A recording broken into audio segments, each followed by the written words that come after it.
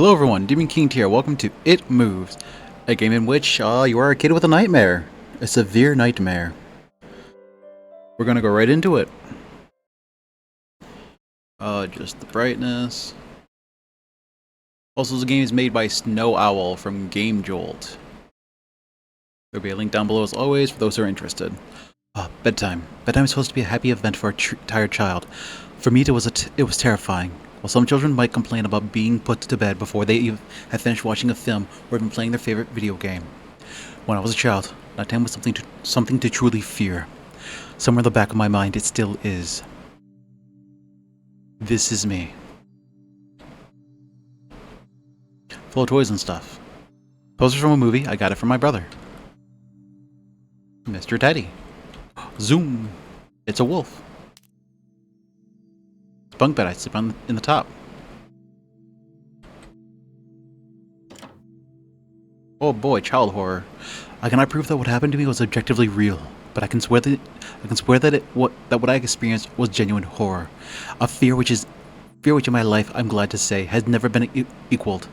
I will relate it all to you now as best I can. Make of it what you will, but I'll be glad to just get it off my chest. Flowers, Mom put these here. This is my brother's room. He told me yesterday to keep out of the room that we both shared until then. To keep out of the room, but weird.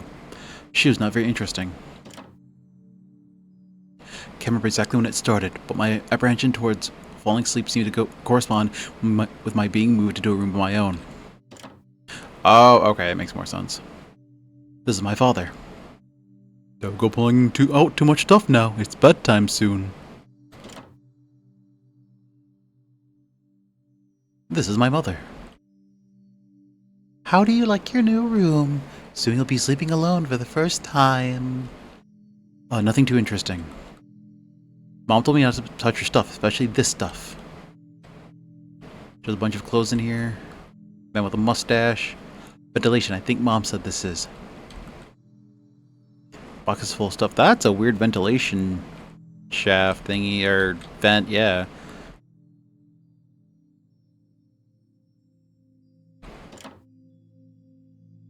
I was 8 years old at the time, and until then I had shared a room quite happily with my older brother.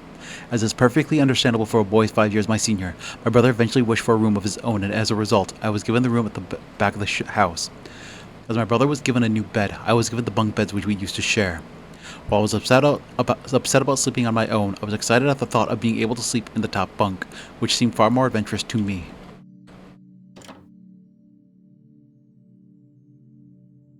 Did our room change color? Maybe I just misremembered it.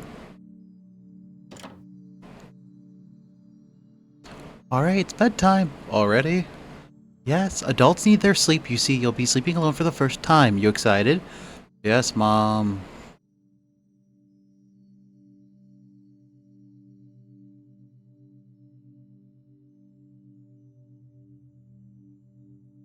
Alright, I'm turning off the lights. Good night. Good night. Oh, creepy eye stare. And then we go to Night Night Land. Chapter 1. Cave.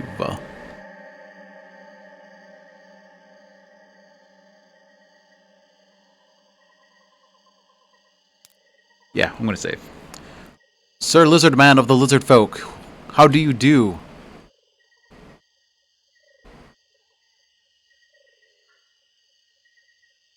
Hey, you're lizard manning over the top of the screen. I can't talk to the lizard man on top of the screen. Ooh, that's a dragonfly. I miss seeing dragonflies, actually. The hell are you? A weird monkey man? I'm gonna just nope out of there. Is that okay with you? Can I, no? Oh, I gotta go in the creepy skull room? Okay. Pause and raid a cloth. I wonder what's cooking.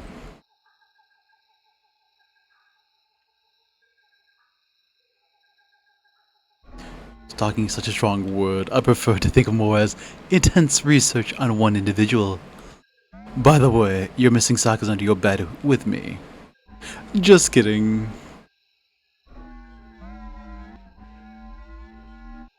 I don't like you. A cold and welcoming breeze comes from the bottom of the stairs. Go down.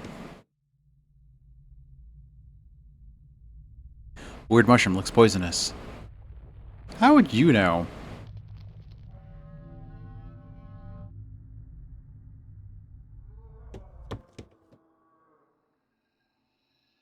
Oh, hey. That changed. I'll go back outside, what happens? Nothing.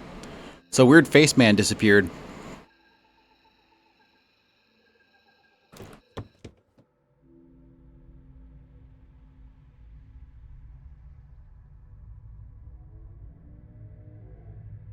It's a weird glint right there.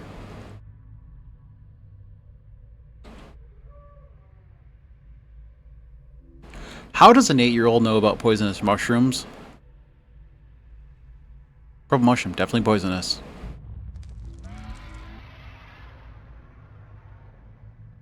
I don't like that sound. There's red liquid seeping out from the mushroom hat. Oh, those ones are poisonous, aren't they? Like, they are horribly poisonous. I think I've heard about those ones.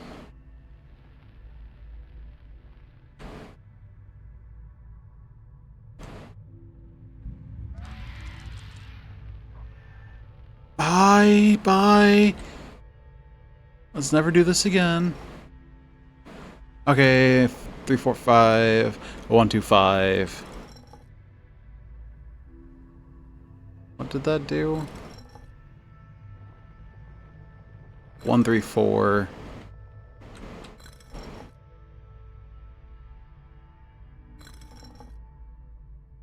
Okay, I accidentally did it.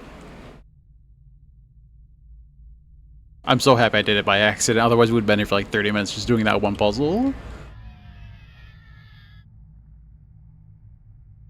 If I go back, what happens? Nothing. Alright, so we're off to a good start in atmosphere. Oh, I can re-trigger it. If I walk far enough away. I'm so sorry, I got distracted. The ADHD speaks for me.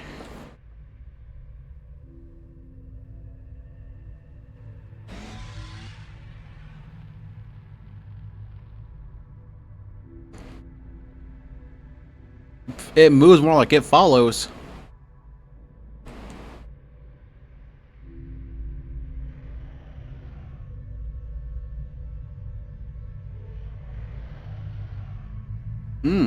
It's making me slow move.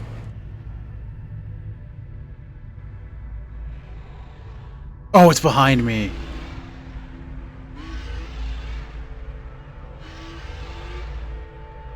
No, my tiny kid butt. Probably shouldn't have said those words. Probably, yeah, bad combination of words.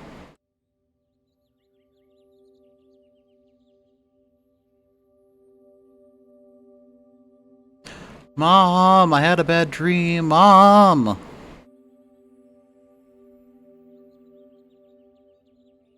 Reminds me of the last time I had a bad dream.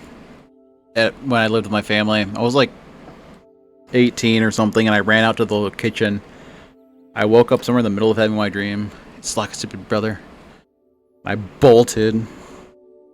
Shouldn't go outside right now. Need to go here right now. And my mom was like, "What the fuck are you doing?" Oh, I just had a bad dream. No problem. I'm all good. It's all good.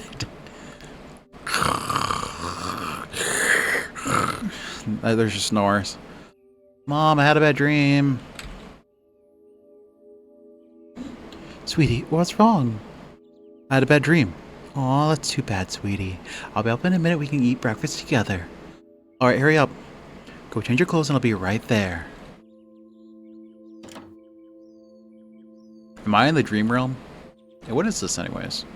Picture of a man standing around. I think it's Dad when he was younger.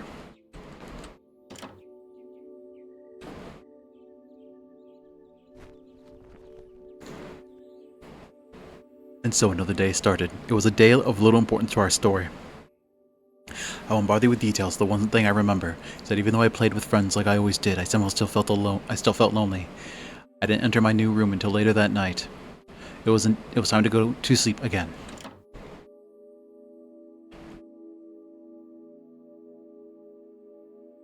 Mommy told me to go straight to bed. Well, if you know we're a good kid. Just with a bad hand. Whoopsies.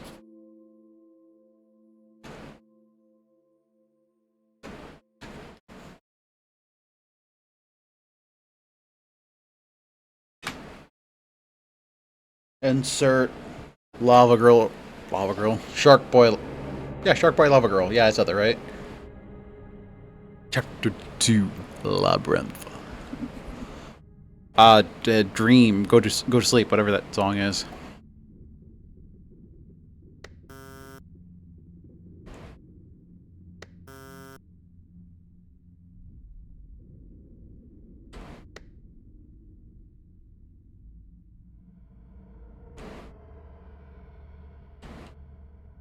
So we've got a couple buttons here.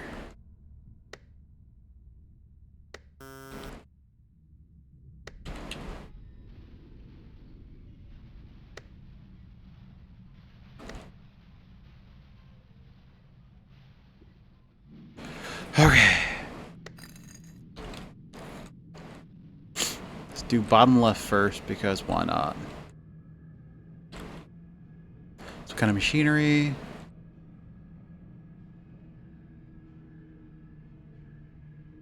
Okay, that's a dead end.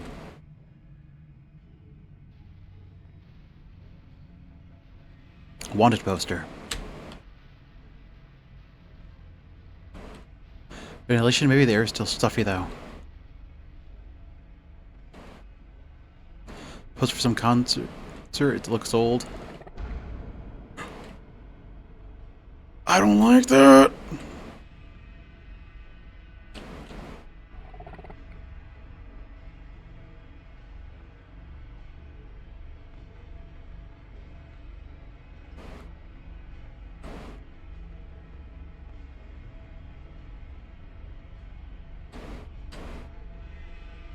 Not sure how to use a fire extinguisher. I don't like the face being burned into my eyes there.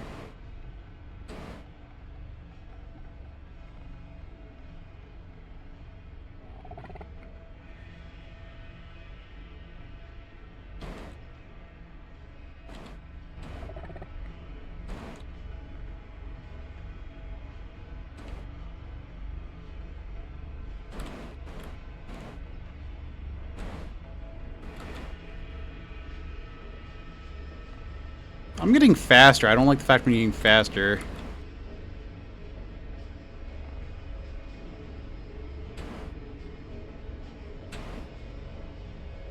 Nothing of interest, I think.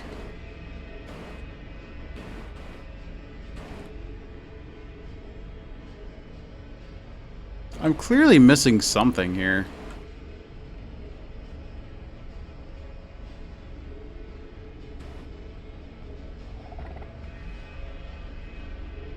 Oh, I'm playing hide and seek with those things. Okay.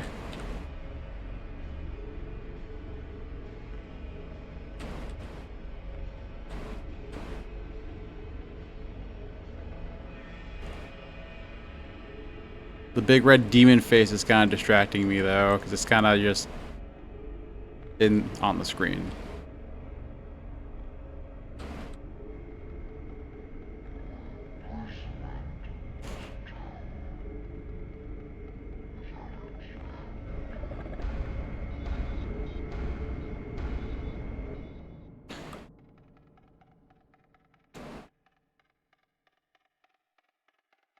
Okay, what's going on?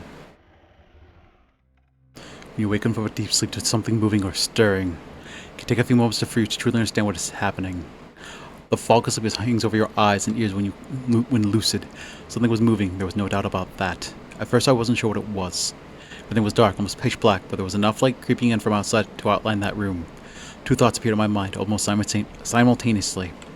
The first was that my parents were in bed because the rest of the house lay both in darkness and silence. The second thought turned to the noise which had obviously woken me.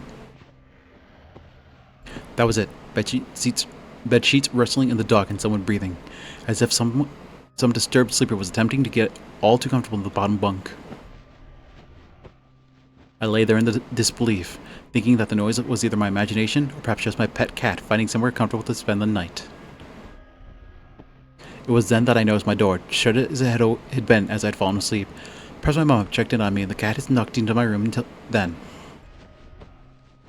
Yes, that must have been it. I turned to face the wall, closing my eyes in the vain hope that I could fall back to sleep. As I moved, the rustling noise from underneath me ceased. I thought I must have disturbed my cat, but quickly I realized that the visitor in the bottom bunk was much less mundane than my pet trying to sleep and much more sinister. As if alerted to and disgruntled by my presence, the disturbed sleeper began to toss and turn violently, like a child having a tantrum in their bed. I could hear the sheets twist and turn with increasing ferocity. Fear then gripped me, not like the subtle sense of unease I had experienced earlier, but now potent and terrifying. My heart raced and my eyes panicked. Scanning the almost impenetrable darkness, I let out a cry. As most young boys do, I instinctively shouted at my mother. I could hear something stir on the other side of the house. But as I began to breathe a sigh of relief that my parents were coming to save me, the bunk bed suddenly started to shake violently as if gripped by an earthquake, scraping against the wall. I could hear the sheets below me thrashing around as if tormented by malice. I did not want to jump down to safety as I feared the thing in the bottom bunk would reach out and grab me, pulling me into the darkness, so I stayed there, white knuckles clenching my own blanket like a shroud of protection. The wait seemed like an eternity. What's wrong? Did you have a bad dream? I cried and my mother consoled me. Tears of fear followed by relief streamed down my face. Yet through all the horror and relief, I did not tell her why I was so upset. I cannot explain it, but it was as though whatever had been in that bunk would return if I even so much as spoke of it. Whether that was the truth, I do not know. But as a child, I felt as if that unseen menace remained close, listening. My mother lay in the empty bunk, promising to stay there until morning. I remember the next day, wanting to go anywhere but in that suffocating room. It was Saturday and I played outside, quite happily with my friends. Although our house was not large, we were lucky to have a long sloping garden in the back. We played there often as much of it was overgrown and we could hide in the bushes. Climbing the huge sycamore tree which towered above all else, and easily imagine ourselves in the throes of a grand adventure. As fun as it all was, occasionally my eye would turn to that small window of my room, ordinary, slight, and innocuous. But for me, that thin boundary was a looking glass into a strange cold pocket of dread. Outside, the lush green surroundings of our garden filled with the smiling faces of my friends. Inside, the feeling of something in that room watching me play, waiting for the night when I would be alone, eerily filled with hate. It may sound strange to you, but by the time my parents ushered me back into that room for the night, I said nothing. I didn't protest. I didn't even make an excuse to why I couldn't sleep there. I still felt that this thing would be enraged if I so much as spoke of it. Another night came.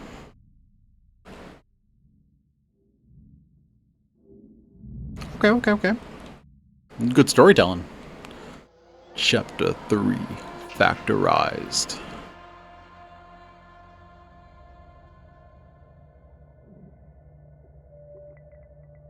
Save every time. So what is this? A banner on a long pole. It's too old and torn to make out details. The door is formally shut. A huge skull.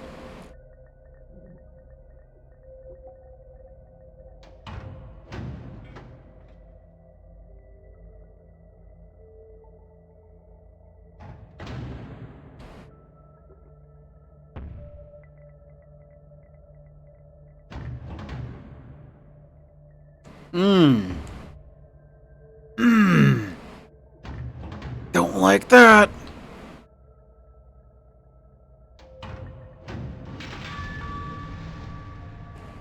It's flashbang to me.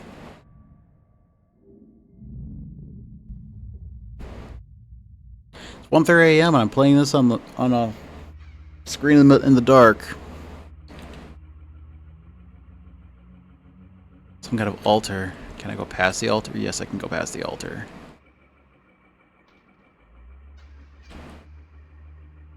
Okay, so we got a couple of bars I gotta be careful of.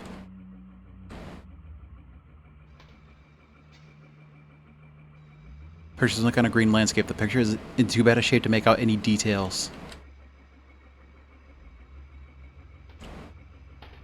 Some kind of machine. I don't like the looks of that machine. Hello.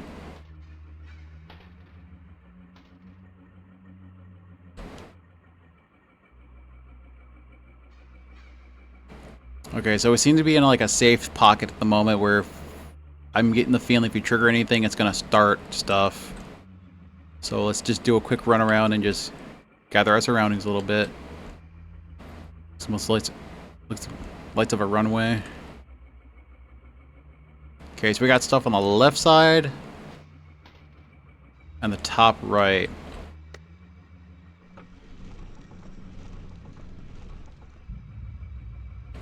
Hey, Toastman. Are you... What?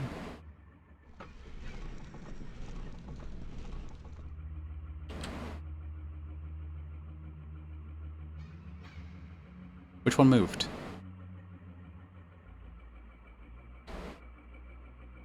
That must be the top right.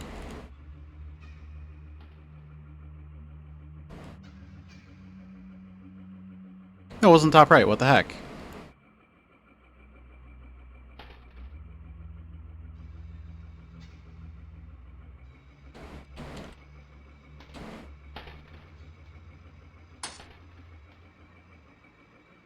Okay, that one's stuck.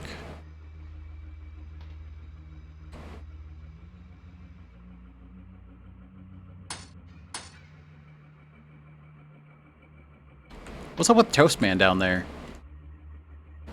Do I maybe have to do like some funky stuff, such as go back up here and turn this one off? No, I'm just weirdly stuck.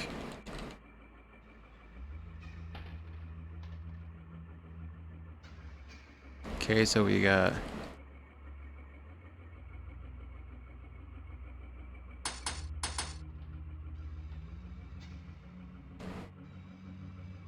I took all the paths, right?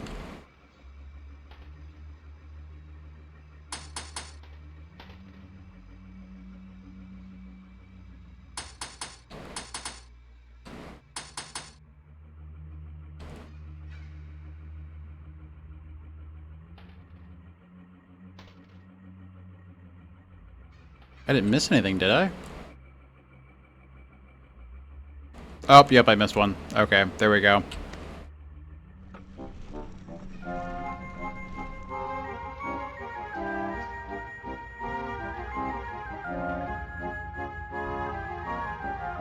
Hi. No. Oh, you're creepy. Oh, you're very creepy.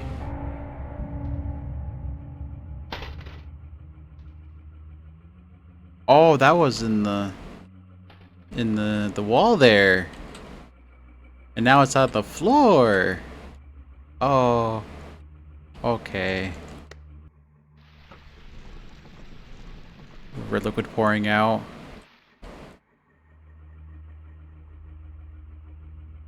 That's the hello one.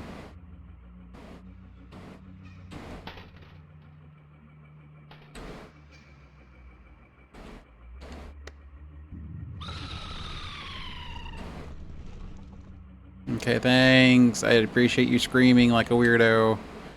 Not really, but thanks anyways.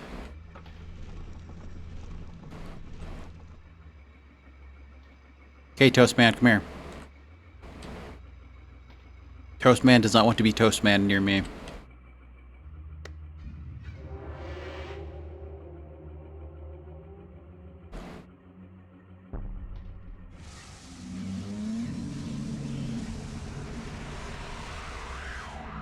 Oh, I ran right into it. Like, I hope that's the right thing to do. Toastman maybe was trying to protect me, actually. Oh. It's funny how certain words can remain hidden from your mind no matter how blatant or obvious they are. One word came to mind that night, lying there in the darkness alone, frightened, aware of a rotting change in the atmosphere. A thickening of the air as if something had displaced it. As I heard the first casual twist of the bed sheets below, the first anxious increase of my heartbeat at the realization that something was once again in the bottom bunk. That word. A word which had been sent to exile filtered up through my consciousness, breaking free of all repression. Grasping for air, screaming, etching, and carving itself into my mind. Ghost. As this thought came to me, I noticed that my unwelcome visitor had ceased moving. The bedsheets lay calm and dormant, but they had been replaced by something far more hideous. A slow, rhythmic, rasping breath heaved and escaped from the thing below. I could imagine his chest rising and falling with each sordid, wheezing, and garbled breath. I shuddered and hoped, beyond all hope, that I would leave without occurrence. The house lay as it had the previous night in a thick blanket of darkness. Silence prevailed, all but for the perverted breath of my, as yet unseen, bunkmate. I lay there terrified. I just wanted this thing to go, to leave me alone. What did it want? Then something unmistakably chilling transpired. It moved. It moved in a way different from before. When it threw itself around the bottom bunk, it seemed, unrestrained, without purpose, almost animalistic. For that thing lying there in the darkness, that thing which seemed intent on terrorizing a young boy, calmly and nonchalantly, sat up. Its labored breathing had become louder. Now only a mattress and a few flimsy wooden slats separated my body from the unearthly breath below. I lay there, my eyes filled with tears. A fear which mere words cannot relate to you or anyone else coursed through my veins. I would not have believed that this fear could have been heightened, but I was so wrong. Imagine what this thing would look like, sitting there listening from below my mattress, hoping to catch the slightest hint that I was awake. Imagination then turned to an unnerving reality. It began to touch the wooden slats with which my mattress sat on. He seemed to caress them carefully, running what I imagined to be fingers and hands across the surface of the wood. Ow! Then, with a great force, it prodded angrily between the two slats into the mattress. Even through the padding, it felt as though someone had viciously stuck their fingers into my side. I let out an almighty cry, and the wheezing shaking and moving thing in the bunk below replied in kind by violently vibrating the bunk as it had done the night before.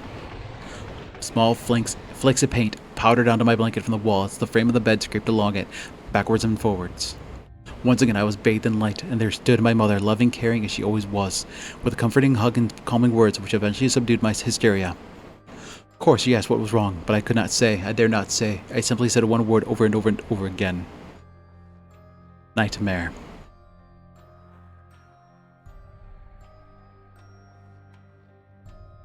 This pattern of events continued for weeks, if not months. Night after night, I would awaken to the sound of rustling sheets. Each time I would scream so as not to provide this abomination with time to prod and feel for me. With each cry, the bed would shake violently, stopping with the arrival of my mother, who would spend the rest of the night in the bottom bunk, seemingly unaware of the sinister force torturing her son nightly. Along the way, I managed to feign an illness a few times and come up with other, less than truthful reasons for sleeping in my parents' bed. But more often than not, I would be alone for the first few hours of each night in that place. The room where the light from outside did not sit right, alone with that thing. With time, you can become desensitized to almost anything, no matter how horrific. I'd come to realize that, for whatever reason, this thing could not harm me when my mother was present. I am sure the same would have been said for my father, but as loving as he was, waking him from sleep was almost impossible. Waking me, on the other hand, was no trouble at all, thanks to the nightmares.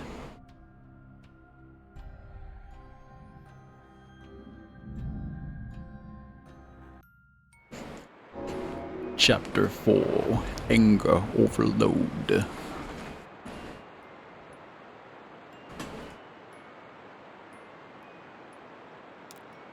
It's like a cathedral in here.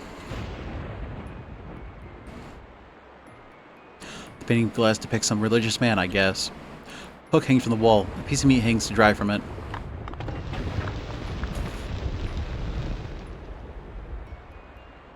Earthquake?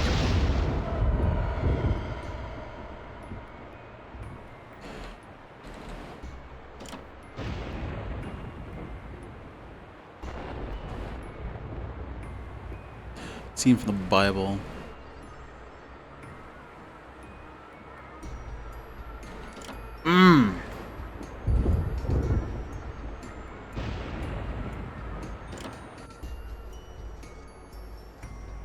Reserves with disgusting stuff inside.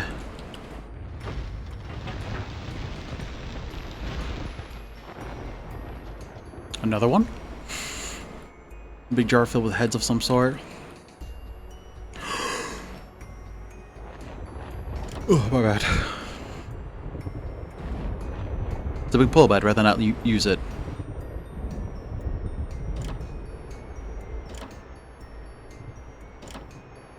Okay.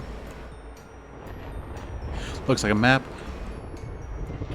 Picture makes a couple of men standing in front of a car.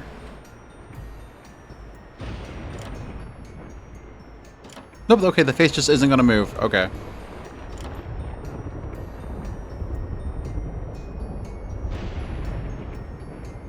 Oh, okay, kid, you have messed up dreams, buddy.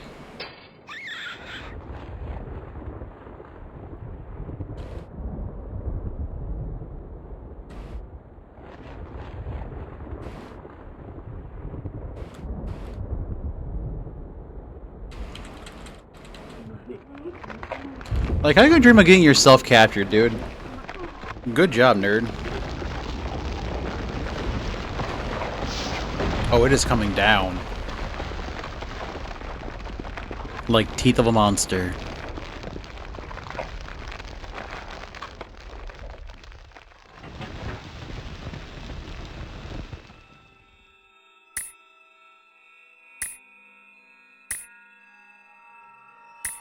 Their mouths are closing.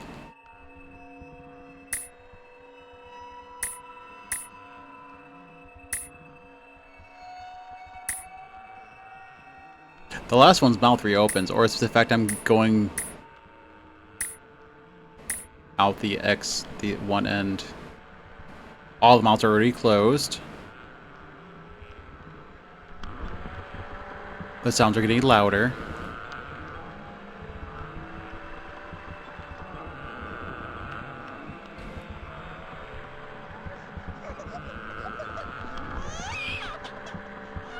That's a baby. That's baby horror. Zooming. Go, go, go, go, going.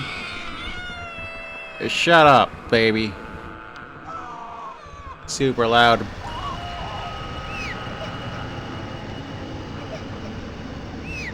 Or they just push you out the way. Oh, okay.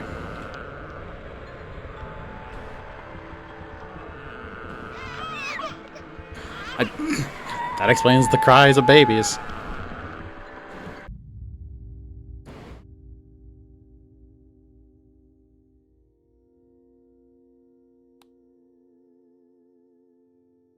My greatest fear will relay us in the winter. The days grew short, and the longer nights merely provided this wretch with more opportunities. It was a difficult time for my family. My grandmother, a wonderfully kind and gentle woman, had deteriorated greatly since the death of my grandfather. My mother was trying her best to keep her in the community as long as possible. However, dementia is a cruel and degenerative illness, robbing a person of their memories one day at a time. Soon she recognized none of us, and it became clear that she would need to be moved from her house to a nursing home. Before she could be moved, my grandmother had a particularly difficult few nights, and my mother decided that she would stay with her. As much as I loved my grandmother and felt nothing but anguish at her illness, to this day I feel guilty that my first thoughts were not of her, but of what my nightly visitor may do should it become aware of my mother's absence. Her presence being the one thing which I was sure was protecting me from the full horror of this thing's reach. I rushed home from school that day and immediately wrenched the bed sheets and mattress from the lower bunk, removing all the slats and placing an old desk, a chest of drawers, and some chairs, which we kept in the cupboard where the bottom bunk used to be. I told my father I was making an office, which he found adorable, but I would be damned if I'd give that thing a place to sleep for one more night. As darkness approached, I lay there knowing my mother was not in the house. I did not know what to do. My only impulse was to sneak into her jewelry box and take a small family crucifix, which I had seen there before. My family were not very religious. At that age, I still believed in God and hoped that somehow this would protect me. Although fearful and anxious, while gripping the crucifix under my pillow tightly in one hand, sleep eventually came, and as I drifted off to dream, I hoped that I would awaken in the morning without incidents. Unfortunately, that night was the most terrifying of all. Ooh, it knows. It's aware. Chapter 5. Urban Explorer. I didn't do the voice right. I don't think I did the voice consistently in any of these. Oh, it's Frankenstein 3. I don't know why I said 3. It says wolf. Yeah, I don't care about the wolf. I care about the Frankenstein. Poster for a play. Bunch of school books. Oh, you're bad at this, buddy.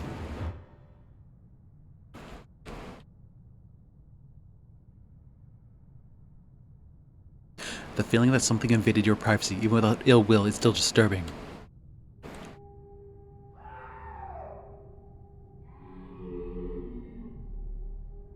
Okay, Cthulhu face, bye. You are good.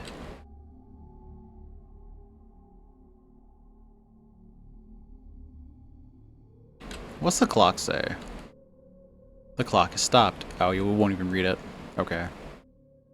Even if you didn't know why they're here, you hold the greatest amount of fear for them.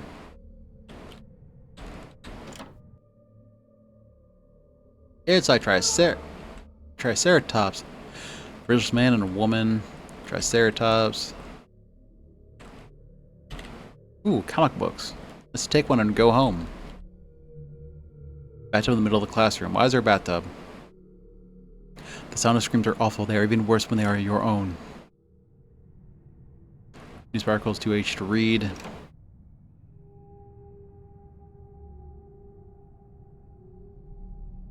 I don't know what that was, and I don't want to like find out that it wasn't me, you know?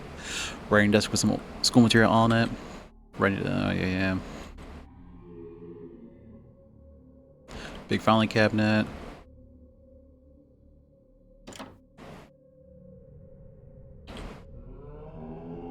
Various butterfly species. Like some of the background stuff you could find. Piece of paper here. It's reads knock knock. The mattress is dirty and worn out. Hi, buddy. Oh, I have to click the door now. That was weird.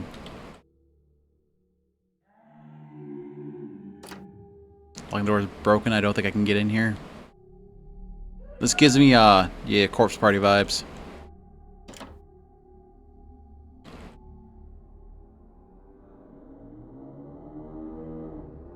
Oh, okay. They're friendly.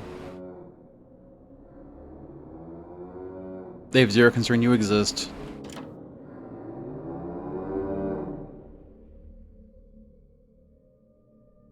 Puzzle machine of some sort.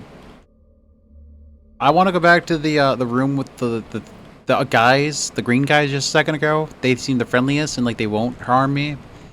They my friend. I wish to go back to the friend.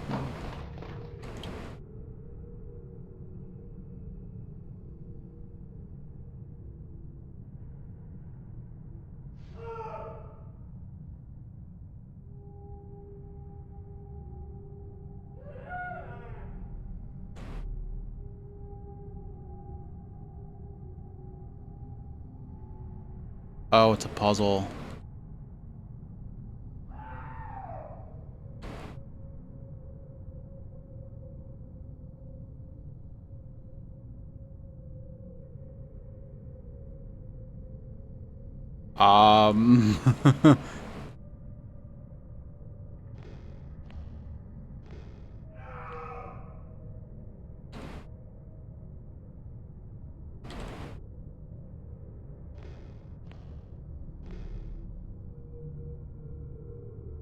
Okay. So if I mess up, it just resets.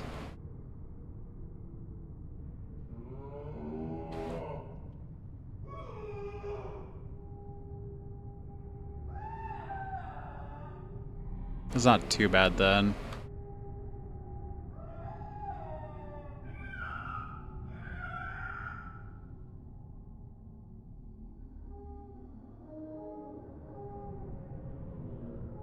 What are you?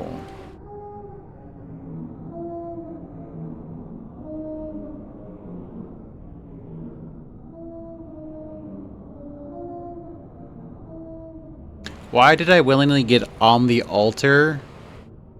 I question your self-preservation, kid. Oh look, occultist. They came from the walls. They're coming out of the wall, sphincters.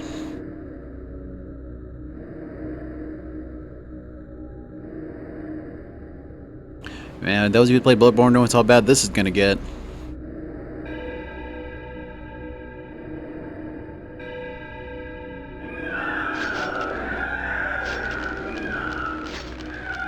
Did I just get ripped apart?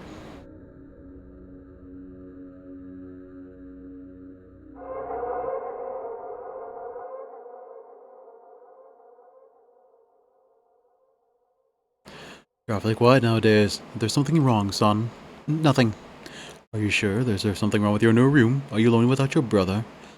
No. Alright then.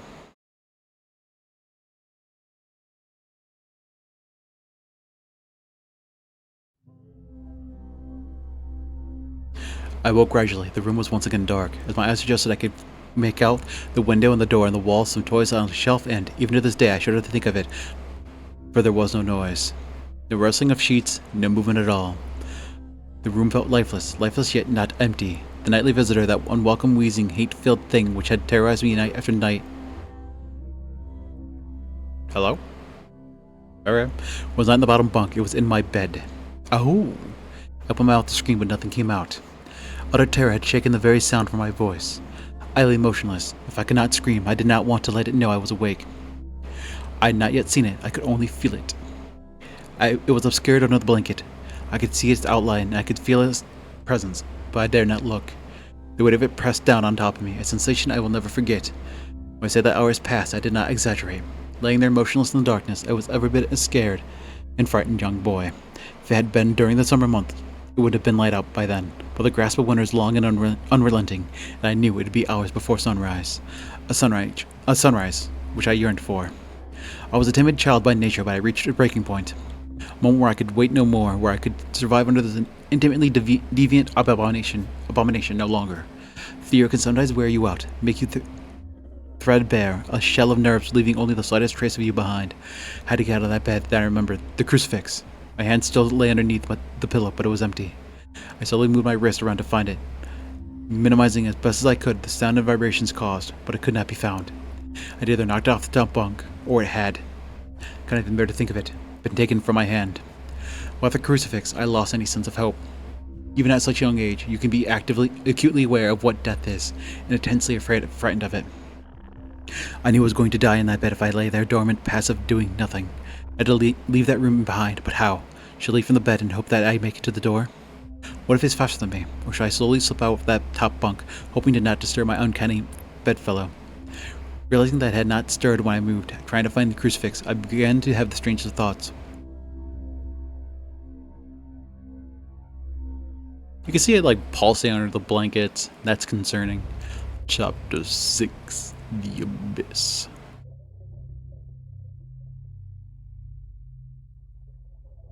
Ooh, we got a water level.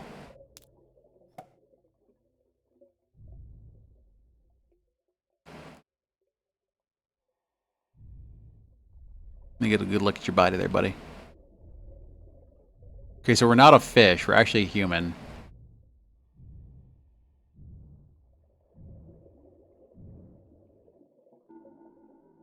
Seaweed horror. You have somehow gotten me with this. I am terrified of seaweed, in the sense that you could drown in it. Anyone else weirdly afraid of seaweed for that exact reason?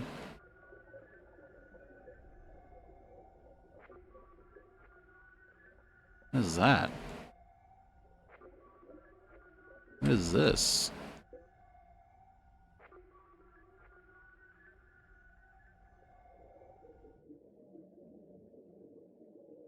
It's a machine. Hey! I see you over there. Drink, run water, move diving gear. Oh, diving gear. That would make a lot of sense. Wow, yeah. I thought we were just dream swimming. So I was confused by the lack of drowning.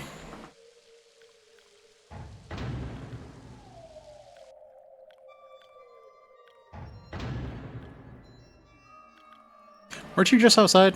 How'd you get inside before me? What are those? Free logbook? Captain Theodore Fielding, September 2nd, 2007. One of my biggest fears is deep water. Ironic when you consider the fact that I'm now working on a mining station thousands of feet underwater in the Mariana Trench. I've always wondered why I was afraid and reached a simple conclusion. The true fear presented here is actually going down beneath the surface into the depths. It's a combination of all of our most common fears. Fear of the dark. When you're at the bottom of a body of water, you can't see anything. It's pitch black. Have you ever tried to swim as far down a lake as you can? It gets easily dark and cold really fast, about 10 feet down. But even that's nothing compared to the deepest point of the entire crust of the Earth, located at the bottom of the Pacific Ocean, the Mariana Trench, which is 38,000 feet. If you put Mount Everest at the bottom of the trench, the bottom of the mountain would still be over a mile below the surface of the ocean. Everything below you is complete darkness, and this definitely plays into our collective fears of the dark. Fear of suffocating, fear of the unknown. Oops, go back one. Fear of flying insects.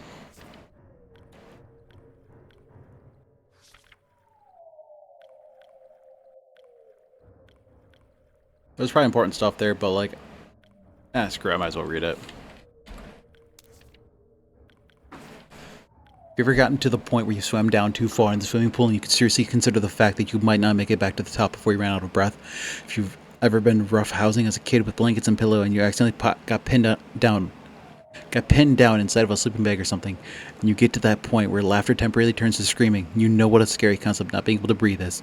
Even if you have scuba gear with you down in that deep dark abyss, the chance a valve could pop out or you could run out of oxygen. You can't see and you can't really take a deep breath. Could it get worse? Yes.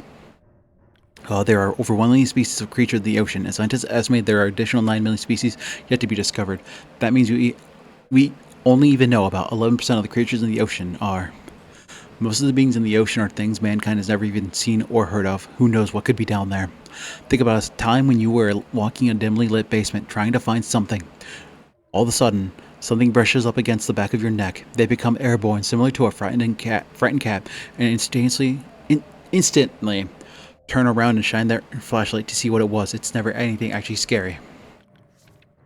But in deep water, there's always something scary. It's dark, you can barely breathe, and something just touched you, and you have no idea where they just went. But there's more to fear, I'm afraid. Falling insects. Imagine that, as you're walking along, all the beetles and scorpions crawling along the ground, the huge black hairy spiders that are hidden from view, the cracks and the slimy worms and snakes that are burrowed beneath the ground, simultaneously started flying anywhere they wanted. That's what the bottom of the ocean without water would be like for the strange creatures underwater. There's no up or down. Even the manliest men, even though they appear to be calm, quickly tense up and become filled with a secret fear that the bug might land on their eyeball or fly into their mouth. And that's why men try so hard to kill them, unfortunately. In deep water, you can't see any of the undiscovered freakish flying creatures that brush past your body as you grasp at your suffocating throat. Fear of being caught. Imagine that you're running from a bear. You'll be eaten if you are caught. It doesn't help that bears can run faster sideways than the fastest human can run forward. When you're at the bottom of the sea, everything that's around you was built to move in water. If something truly frightening like a shark or a giant squid caught sight of you, you could turn the other way and flail about all you want, but the monster will catch up with you in a split second. You can't get away from anything. Even if you had the wherewithal to see and breathe, you couldn't run from danger. It would simply find you and devour you.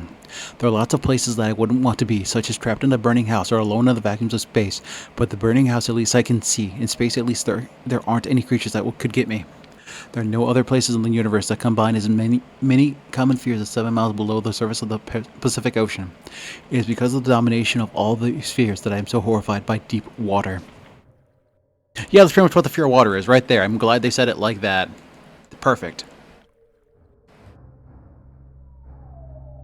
Hi, Mr. Angler.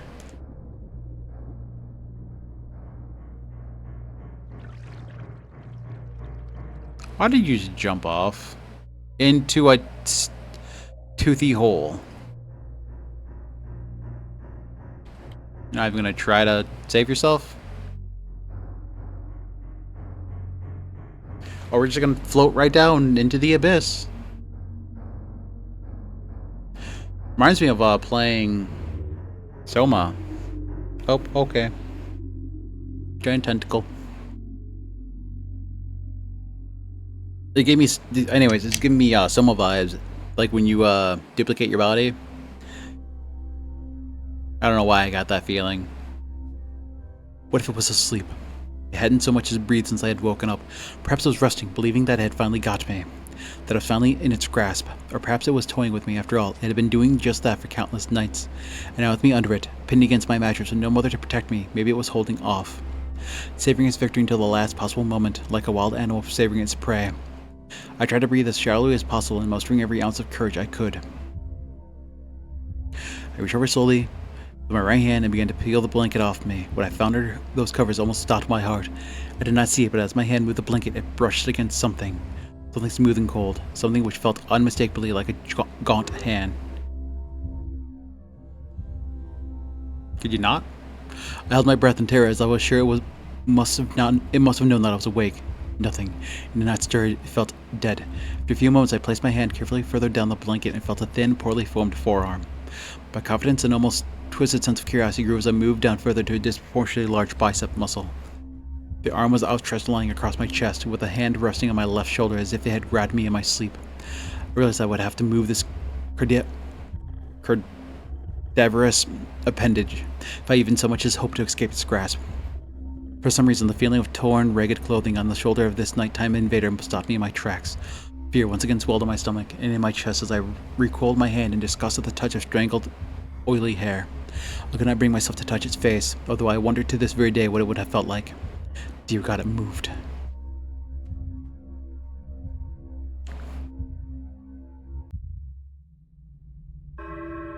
Chapter 7. Hostia. Okay, very quickly, because I'm curious what Hostia means. Oh. That's just Spanish for host.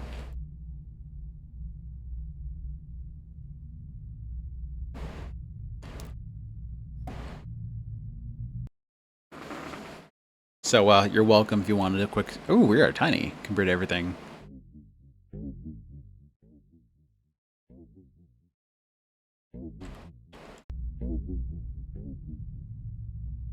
That took sound to come in a second.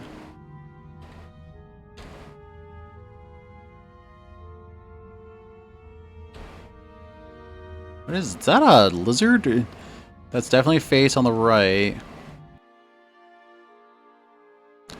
Eyeballs. More eyeballs. I'm getting definite Bloodborne vibes here, you know? The things that if you stare at them too long, you just kind of go crazy and lose a bunch of health.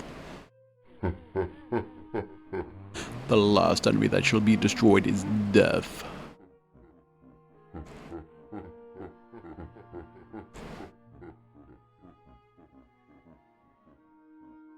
Anyways, Bloodborne, yeah, I don't know the name of the enemy.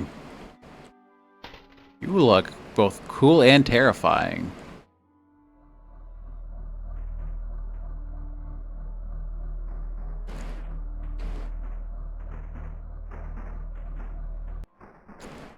Alright, nothing there.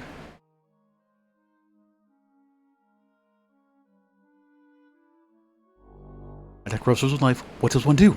Stand at the crossroads if you will, but if you choose not to, I'll move on without you. And having once chosen, never seek to return to the crossroads of that decision, for even if one chooses wrongly, the choice cannot be unmade.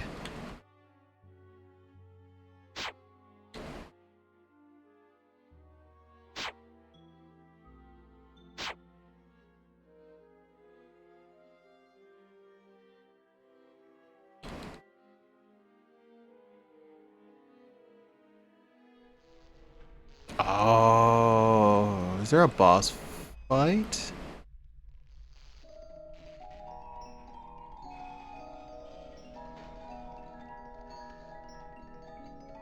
Is that you, Freddy Fazbear? The Five Nights at...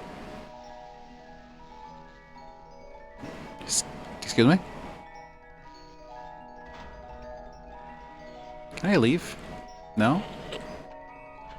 Hello? No me gusta? Mi no me gusta.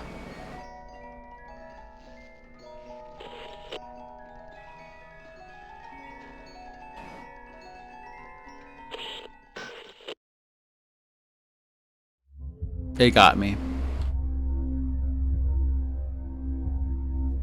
It moved. It was subtle, but its grip on my shoulder and across my body strengthened. No tears came, but God, how I wanted to cry. As its hand and arm slowly coiled around me, my left leg brushed along the cool wall which the bed lay against. Of all that happened to me in that room, this was the strangest. realized that this clutching rancid thing, which drew great delight from violating a young boy's bed, was not entirely on top of me. It was sticking out from the wall, like a spider striking from its lair. Oh, hi. Suddenly, its grip moved from a slow tightening to a sudden squeeze. It pulled and clawed at my clothes as if frightened that the opportunity would soon pass. I fought against it, but its emaciated arm was too strong for me. Its head rose up and writhing and contorting under the blanket. I now realized where it was taking me, into the wall. I fought for my dear life. I cried, and suddenly my voice returned to me. Yelling, screaming, but no one came. Then I realized why I was so eager to suddenly strike, why this thing had to have me now. Through my window, that window which seemed to represent so much malice from outside, streaked hope, the first rays of sunshine. I struggled further, knowing that if I could just hold on, I would soon be gone. As I fought for my life, the unearthly parasite shifted, slowly pulling itself up my chest, its head now poking out from under the blanket, wheezing, coughing, rasping. I do not remember its features. I simply remember its breath against my face, foul and cold and as cold as ice. As the sun broke over the horizon, that dark place, that suffocating room of contempt was bathed in sunlight. I passed out as its scrawny fingers encircled my neck, squeezing the very life from me.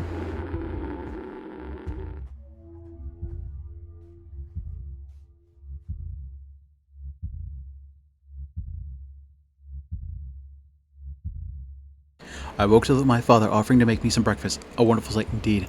I had survived the most horrible experience of my life until then, and now I moved the bed away from the wall, leaving behind the furniture I had believed would stop that thing from taking the bed.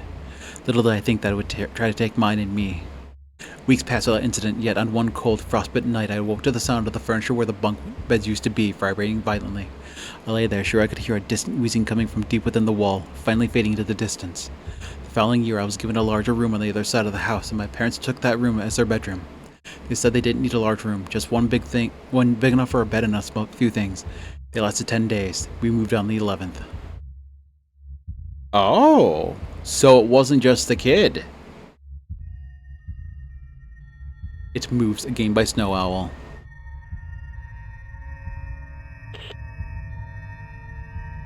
Alright, so that seems to be the end of the game. This has been It Moves. So it wasn't a jump scare game, which actually is a minus that stuff. It was actually a nice refreshing pace of things. Great atmosphere. I like the storytelling for this, based on Story Bedtime by Michael Whitehouse. Oh, I'll have to look into that. Like I was saying, I like the story, like the pacing of it, descriptions, everything, the way they describe the body of this ghost zombie figure, and talking about how it's going to drag them into the wall. How they're treating it as, a kid who's just having nightmares, so they're not quite sure what it is. But then the parents move and suddenly, oh shit, there's actually something here. We understand it's there. The kid wasn't having just nightmares. What's that? The end.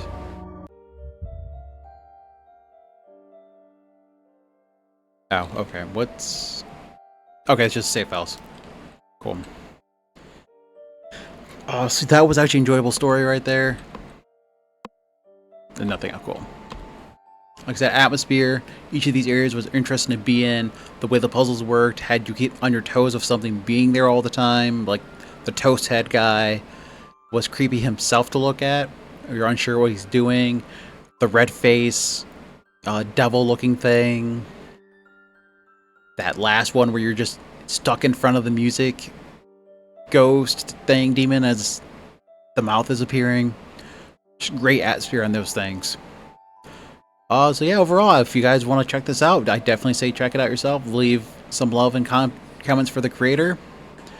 Show them some support on this. I have a link down below as always. And I'll see you all in the future videos. Until next time, have wonderful days and evenings. Bye, everybody.